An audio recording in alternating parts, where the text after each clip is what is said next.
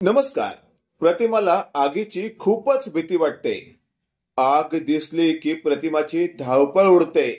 अक्षरशः तिच्या उरात धडकी भरते. अशातच आता सायली म्हणत असते, अर्जुन सर, प्रतिमा त्या नेमकी आगीला इतकी का घाबरते? त्यावर आता अर्जुन म्हणत असतो, मिसेस सायली, याबाबत तर मला काहीच माहिती नाहीये. आपल्याला जर जाणून घ्यायचं असेल तर निश्चितच आपल्याला प्रतिमा आत्यालाच याबद्दल विचारावं लागणार आहे.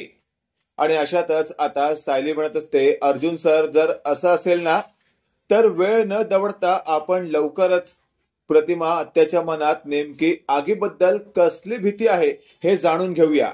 आणि अशातच आता थेट अर्जुन आणि सायली किल्लेदारांच्या घरी पोहोचलेले असतात.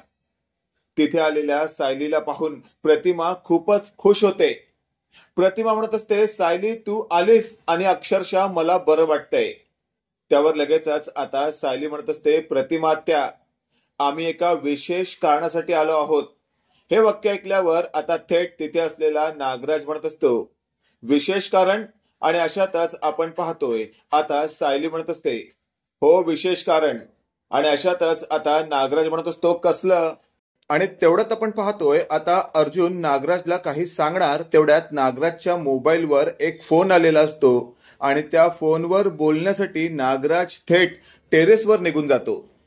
आता तेवढ्यात सायली म्हणत असते, प्रतिमा आत्या, मला हे जाणून घ्यायचं आहे की तुम्ही आगीला इतके का घाबरता? त्यावर मात्र आता प्रतिमा आगीचं नाव काढल्यावरही घाबरते. तिने अंग एकदम शिवळून घेतलेलं असतं. त्यावर लगेचच आपण पाहतोय आता थेट सायली म्हणत असते, प्रतिमा आत्या, घाबरू नका, आम्ही सगळे तुमच्या सोबत आहोत. नेमकं काय घडलंय मला काहीतरी क्लिअर सांगा. आणि अशातच आता शेवटी प्रतिमाने थोडी हिम्मत करत सायलीला सगळं काही सांगायला सुरुवात केलेली असते की हा जो नागराज आहे ना, नागराज जो आता फोनवर बोलण्यासाठी थेट टेरेसवर गेला आहे, याच व्यक्तीने मला आगीमध्ये ढकललं होतं. हे वाक्य ऐकल्यावर मात्र आता सायली म्हणत असते, काय? आणि अशातच आपण पाहतोय थेट प्रतिमा म्हणत असते, हो मी खरं ते सांगते. माझ्या चेहऱ्याला जे काही भाजलं होतं ना त्याला कारणीभूत हा नागराज आहे. त्यावर मात्र आता थेट अर्जुन म्हणत असतो, प्रतिमा त्या जर असं असेल ना तर या नागराजला मी शिक्षा देईन. आणि अशातच आपण पाहतोय आता सायलीलाही असं म्हणूसं वाटावं लागतं की खरंच नागराज काकांनी असं काही केलं असेल तर आपण त्यांना सोडता कामा नये.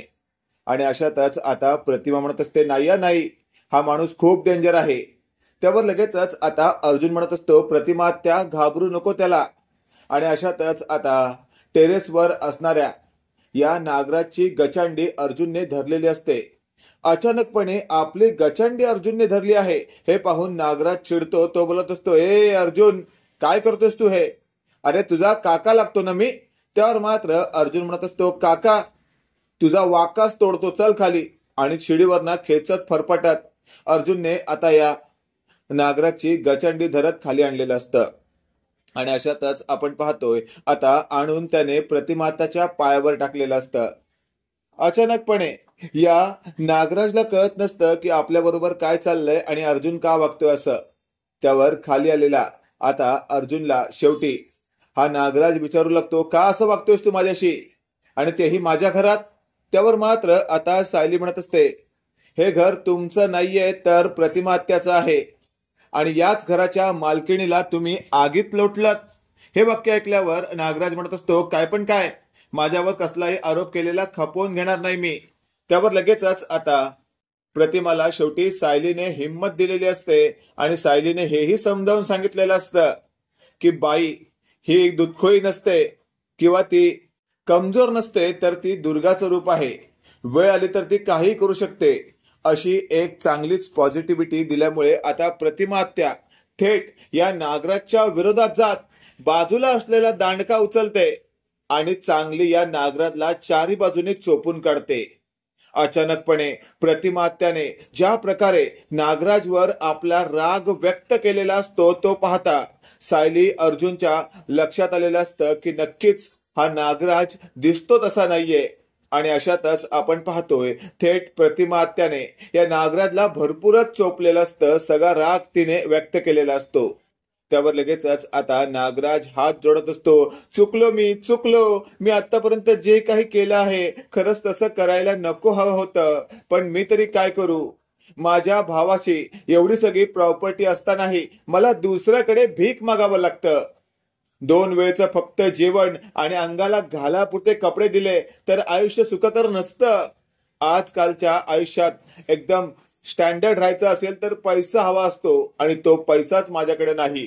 माझा भावही माझ्याकडे लक्ष देत नाही. त्यावर लगेचच आपण पाहतोय मागून आलेला रविराज म्हणत असतो, अरे नालायका, तुला तर मी आयतं दिलं 2 वेळचं जेवण, तुला तर मी आयते कपडे घालायला दिले, तुझ्या बायकोच्या अंगावर दागिने दिले, हे सगळं बोलून दाखवलं नाही पाहिजे. पण नालायका, तूही काही पैसे कमवले असतेस तर मला बरं वाटलं असतं. अरे तुझी ही कमाई जर खरंच तू तुझ्या बायकोच्या हातात दिली असतीस ना तर तिलाही बरं वाटलं असतं. लक्षात ठेव, अगदी भिकाऱ्यासारखा आणि एकदम लंपट लोचन सारखा राहत आलास. याआधी तुला किती वेळा समजवलं मी, आणि तू माझ्या बायकोला मारण्यापर्यंत तुझी मजल गेली. आणि लगेचच आता प्रतिमाच्या हातातून तो दांडका रविराजने हिसकावून घेतलेला असतो आणि आता त्या दांडक्याने चांगलाच प्रसाद रविराजने दे दनादन या नागराजला दिलेला असतो. नागराजची अवस्था अत्यंत बिकट झालेली असते. त्याला नीट आता उभं राहता येत नसतं आणि उभं राहिलं की त्याला नीट बसता येत नसतं.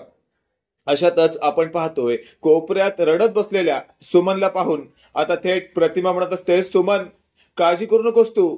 मला माहितीये, तुलाही माहितीये की तुझा नवरा कसा आहे आणि त्याला शिक्षा मिळणं गरजेचं होतं. त्यावर लगेचच आता सुमन म्हणत असते, अगदी बरोबर बोलताय प्रतिमा वहिनी तुम्ही. मलाही या माणसाने कमी त्रास दिलेला नाहीये. आतापर्यंत मी तुम्हाला काहीच सांगू शकले नाही, कारण या माणसाने मला जीवे मारण्याची धमकी दिली होती आणि मी तर माझ्या जीवाला घाबरत नाही.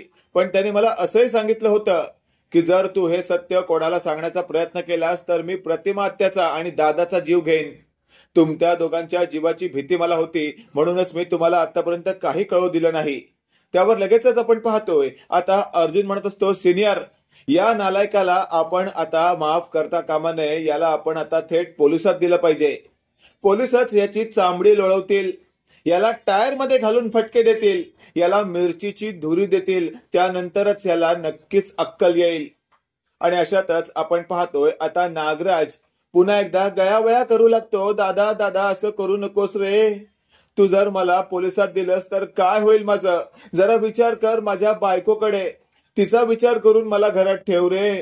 त्यावर लगेचच आता सुमन म्हणत असते, तुमच्यासारखा नालायक नवरा असण्यापेक्षा नसलेला बरा. मी आयुष्यभर अशीच राहीन. आणि अशातच आता नागराजला थेट रविराज म्हणत असतो, बघ, तुझीच बायको तुझ्यावर थुकते, कळतंय ना काय लायकी आहे तुझी. म्हणून मी तुला आधीपासून सांगत होतो, नागराज सुधार. पण शेवटी तू तुझी लायकी दाखवलीस, शेवटी तू कुत्राच निघालास.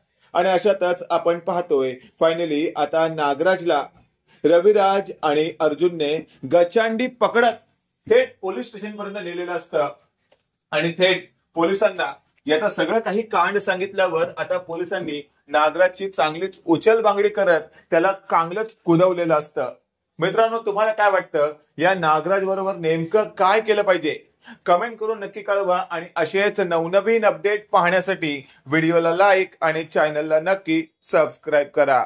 धन्यवाद.